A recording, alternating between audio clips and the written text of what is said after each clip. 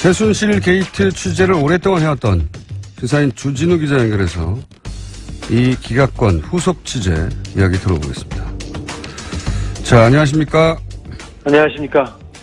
최순실 씨 관련 취재를 오래전부터 해왔고, 그리고 예를 들면 정유라 씨 출산 사실도 언론 보도 훨씬 이전부터 파악하고 있었던 걸로 저는 알고 있는데, 최순실 씨 관련 취재는 언제부터 했습니까? 2007년, 8년 유경재단 폭력 사건이 있었는데요. 그 배후에도 최순실이 있다고 봤습니다. 그때부터 시작했습니다. 최순실 친구를 만났고요. 최순득 씨 친구, 장시호 씨 친구를 그때 만나기 시작했습니다. 정유라 씨가 성악을 하다가 승마로 주종목을 바꿨는데요. 그때 봤습니다. 그래서 남자친구를 만나서 가출했을 때 그 주변에서 지켜보기 시작했습니다. 최순실 씨의 존재를 인정하게 된 거는 2007년, 2008년 정도부터고, 정유라 씨는 어린 시절부터 가까이서 지켜봤다는 거죠, 말하자면. 네.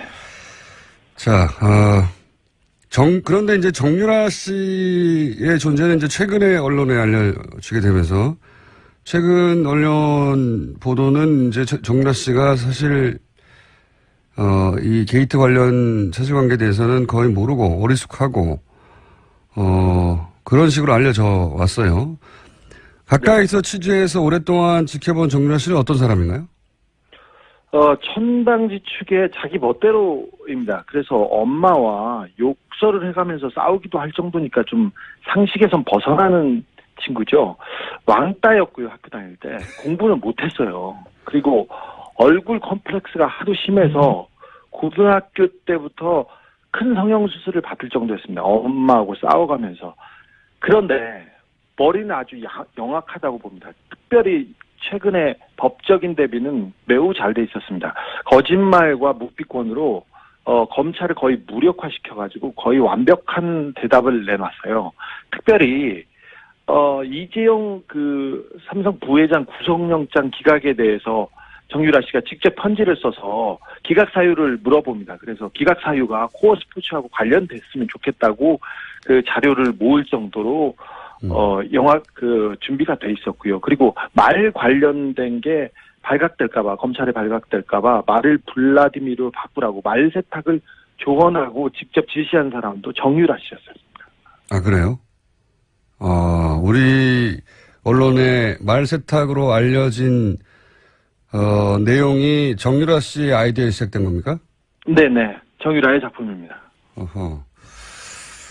자, 그렇다면 이번에 검찰이 정유라 씨 영장을 2번을 청구했었는데 그 영장 청구에 영장에 기재된 내용이 뭡니까? 가장 중요한 부분은 그 이대 부정입 시와 관련된 업무 방해가 컸고요. 그다음에 네. 범죄 수익을 은닉했다. 도피 자금을 썼던 부분이 추가돼 있었습니다. 범죄 수익을 은닉한 혐의는 작았고요. 업무 방해가 좀 컸는데 그게 업무 방해, 공무원들의 공무 집행을 방해했다는 그런 혐의였습니다. 최근에 이제 1심 판결이 공법으로 났으니까 네. 재청구의 가능성이 조금 생긴 것 같긴 한데 그런데 이제 그렇습니다. 이번에 영장을 기각하신 그 판사가 고영태 씨는 영장을 발부를 했어요. 그래서 네네. 비교하기가 좋을 것 같아서 고영태 씨의 발부 그리고 정유라 씨의 기각 이걸 딱 같은 선상에 놓고 비교하기가 좋을 것 같아서 제가 이제 이 사례를 여쭤보는데 고영태 씨가 영장이 발부됐었는데 그때 같은 판사가 영장을 발부한 사유는 뭐였습니까?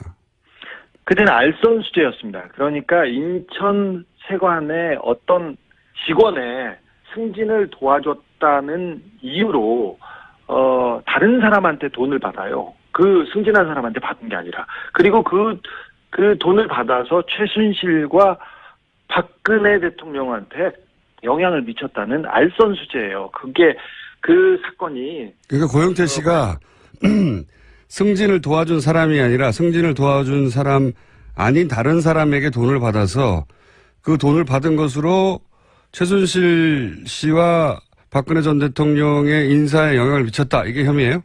네, 그렇습니다. 굉장히 복잡하죠. 그런데 이 사건 관련자 5명, 6명 가운데 처벌받은 사람은 고영태뿐입니다. 그런데 이 알선수재는 무죄 가능성이 크고요. 유죄가 나와도 집행유예 사안입니다. 그리고 다른 건 같은 경우는 경찰에서 이미 수사해서 무혐의한 거를 함께 기소했습니다. 그런데 발부된 사연은 뭡니까 그러면? 가장 중요한 부분은 증거인멸, 도주 우려와 증거인멸 우려가 있다는 건데요. 고영태는 검찰 수사를 도운 인물입니다. 30번 이상 검찰이 불렀을 때 가서 수사를 도왔고요. 주말에 전화를 몇 통 안 받았다고 구속영장이 청구됐어요. 반면에 정유라 씨는 해외에 도피했지 않습니까? 그리고 송환을 피하기 위해서 수십억을 들여서 재판을 했습니다. 그리고 망명까지 하려고 했던 인물입니다. 그런데 같은 판사님께서 정유라는 도주 우려가 없다고 하고 고영태는 도주 우려가 있다는 이유로 영장을 발부하고 기각했습니다. 그러니까 고영태 씨 경우에 정리를 하자면 외국에 스스로 귀국해서 검찰 수사를 30여 차례 받았죠. 그리고 추석 명절 때도 검찰이 부르지 않았는데 자신이 자료를 들고 와서 사건을 밝히기도 한 게 바로 미얀마 건입니다. 예. 네. 그리고 도주 우려라고 하는데 이제 휴일날 몇 시간 정도 연락이 안 됐다.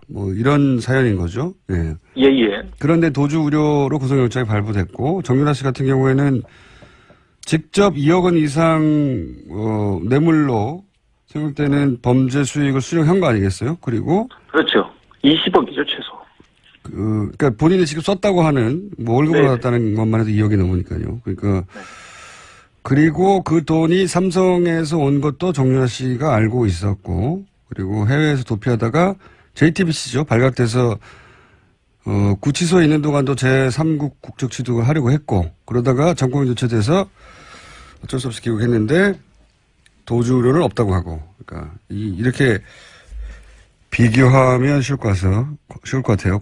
고영태 씨와 정유라 씨가 한 사람은 왜 구속되고 한 사람은 왜 기각됐냐 형평에 맞지 않느냐 이런 의문을 가질 수 있는데 그럼 정유라 씨 영장이 두 번째 청구됐을 때 발부될 거라고 예상했었습니까? 아니요. 기각될 가능성이 매우 높다고 봤습니다. 왜 그렇게 생각했었어요? 정유라 씨는 삼성 뇌물 사건의 핵심 당사자이자 그 자체가 증거입니다.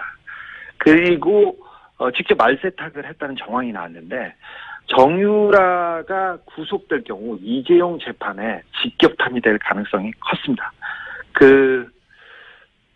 그래서 정유라 영장은 기각될 것으로 봤습니다. 그리고 삼성이 관련됐다고 해서 무조건 기각되는 건 아니잖아요. 이번에 국정농단 사건을 자세히 이렇게 들여다보면 삼성 관련 영장은 계속 기각되고 있습니다. 그리고 예를 들어서 이번에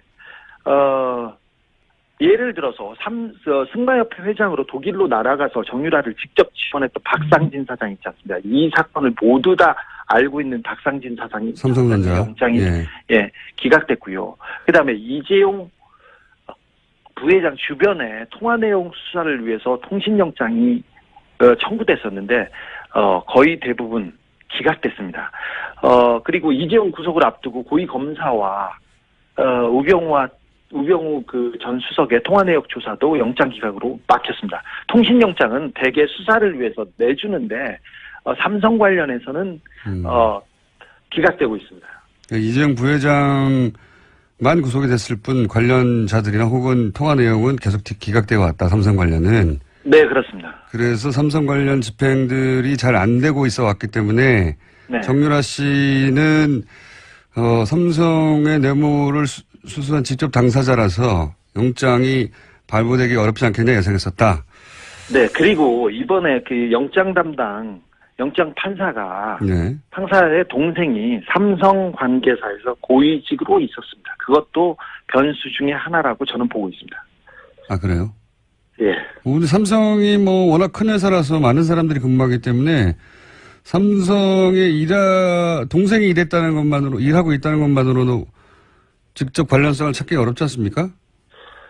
그런데 그 동생이 삼성전자 전략기획실에서 이재용 재판을 담당하는데 대비하는데 핵심 역할을 하고 있습니다. 그리고 삼성이 지금 전방위로 뛰고 있는데 거기에 컨트롤 타워에 이 영장 판사의 동생이 있습니다. 그거는 의심해 볼 만하네요.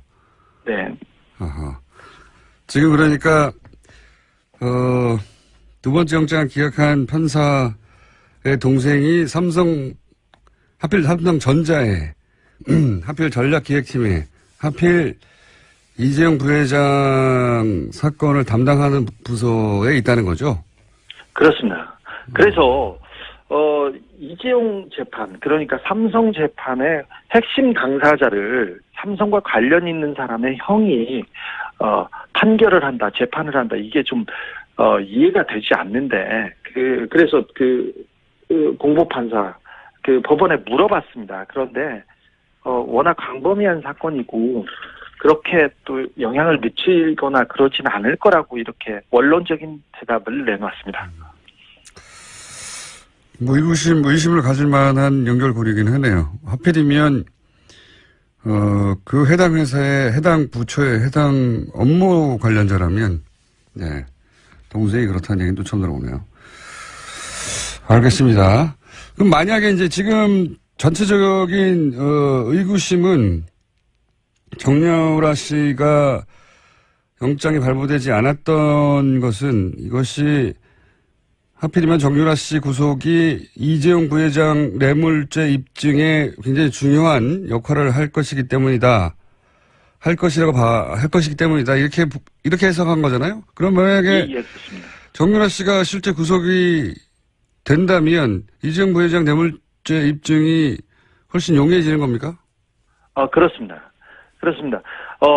하필이면 삼성이 정유라 씨 영장과 관련된 그 즈음에 언론 플레이를 가장 세게 합니다. 이번에 영장 실질 심사를 앞두고도 정유라한테 지원한 말을 삼성이 지원했다는 말을 독일에서 가지고 들어왔어요. 그래서 삼성 말이 맞다. 그리고 정유라는 관련이 없다. 이런 얘기를 계속해서 플레이를 직접 삼성이 나와서 했습니다. 그래서 그렇죠. 정유라 씨의 영장 기각을 가족뿐만 아니라 삼성 측에서 굉장히 즐거워했습니다. 그때 한 고비를 넘었다고 이렇게 봤습니다. 그래서 이 부분이 계속해서 가장 중요한 정유라 구속이 가장 중요한 삼성 재판의 단서로 작용될 것으로 봅니다. 삼성 측에서 정유라 영장 기각을 내부적으로는 반가워했다. 네, 그렇습니다. 여기를 위해서 저는 언론 플레이를 계속 나섰다고 보고 있습니다. 알겠습니다. 오늘 여기까지 듣겠습니다. 이 추가 취재는 계속 하고 있는 걸로 아는데 네. 조만간 다시 한번 연결하겠습니다. 오늘 말씀 감사합니다. 네. 지금까지 시사인의 주진우 기자였습니다. 주진우 기자하고 인터뷰만 하면 저는 어색해요.